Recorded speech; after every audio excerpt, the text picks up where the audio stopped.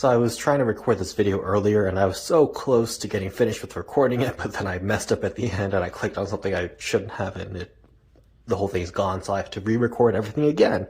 So there we go. Off topic for 16 seconds. I really like the Book of Boba Fett overall, and I have very few criticisms of it. I mean, I really wish we had gotten those Clone Wars arcs where Boba Fett and Cad Bane spent a lot of time together, because that would have tied a lot in. But the point is,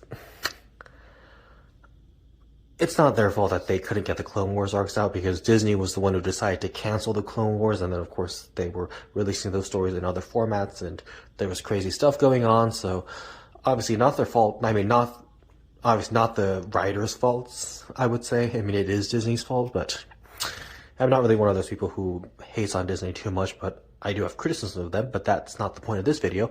The point is, if we had gotten the Clone Wars arcs with Boba Fett and Cad Bane, that would have been added more to the story, but I think it was good enough as it is, and I really liked it, and I hope Cad Bane stays gone, and Cad Bane should stay dead, because it makes it more impactful, and if you keep bringing back characters that were dead, it just takes away from the story. So please, Cad Bane, stay dead. And the only scenario in which I don't mind if a character comes back from the dead is with like Darth Maul, who's my favorite character.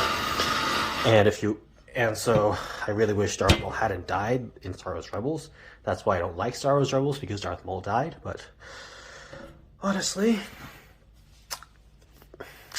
if it were up to me, Darth Maul would appear in the Book of Boba Fett, The Mandalorian, and post-sequel trilogy and all that, but here's the deal. Speaking of The Mandalorian, did I think that the interludes that focused too much on The Mandalorian were a little odd? Of course I thought they were odd, but overall, I still like them. And I like the thing with Luke training Grogu and all that, although I still wish they hadn't really given Grogu a backstory, because it just takes away from the mystery of his character. So I don't really like that he was a baby during Order 66 and got rescued somehow. I wish they just hadn't given him a backstory at all, but they just simplified the character a little too much for me. And speaking of Grogu coming back so quickly, I mean, Return to the Mandalorian, that is, sure, I like that. I mean, I guess Grogu, the Mandalorian, Din Djarin could have struggled for a bit and then gotten Grogu back later, but I think the one interlude was good enough. And overall, I don't mind it. I do like Grogu, and I hope we see him exercise his powers a little more. As for Grogu getting rescued from the Jedi Temple, who did it? I mean, it could have been Jocasta Nu, it could have been Shaak Ti, it could have been, who knows? Yaddle, Coleman Kaj. I mean, we never got really anything about Coleman Kaj in Legends or in canon. I mean, I made another video on Coleman Kaj, but the point is, with Coleman Kaj, I don't think it ever explained what happened to him in Legends, and in canon it's just listed that he was one of the survivors of Order 66. Speaking of that, maybe Alpha Rancisis rescued Grogu or something.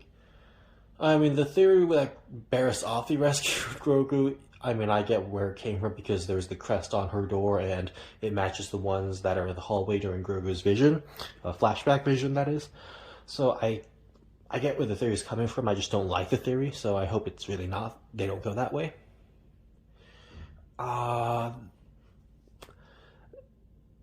In terms... Back to Cad Bane, I think he survived a little too long, because if it were up to me, I think he would have probably just transitioned out of life back in the Clone Wars.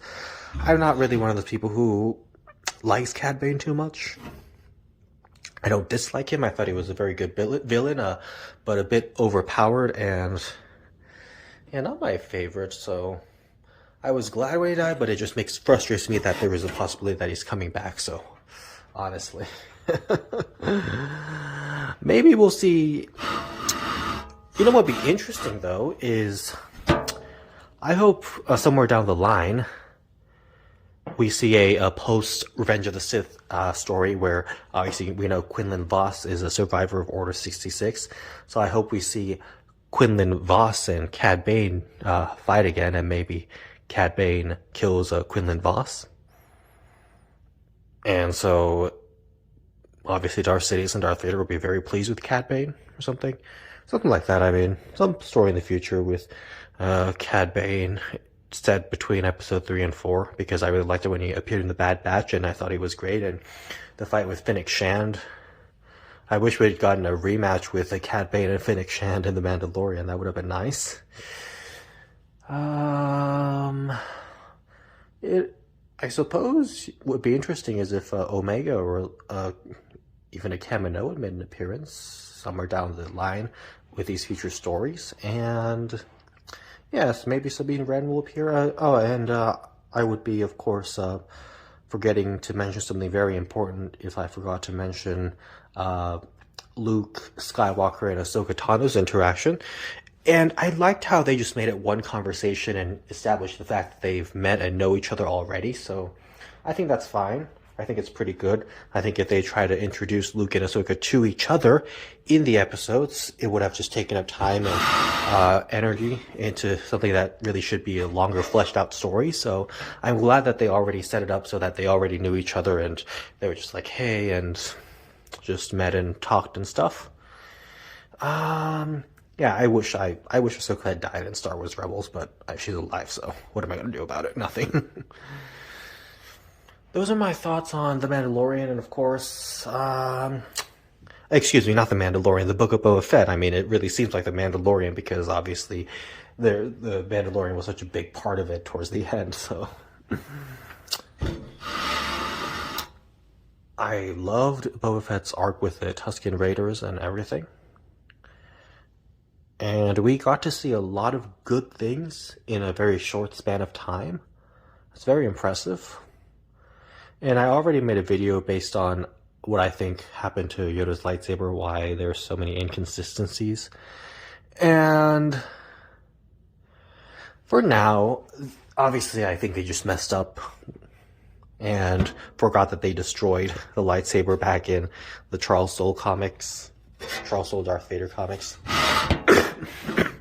But what I'll go with is that maybe the Empire made up a fake lightsaber, made up a fake copy of Yoda's lightsaber just to use for propaganda purposes to burn in front of the whole galaxy. Or the other theory is, of course, that maybe the fire didn't really work on lightsabers and it just caused an explosion, but the lightsabers were unharmed, so they had to just throw them away later. That's all I have.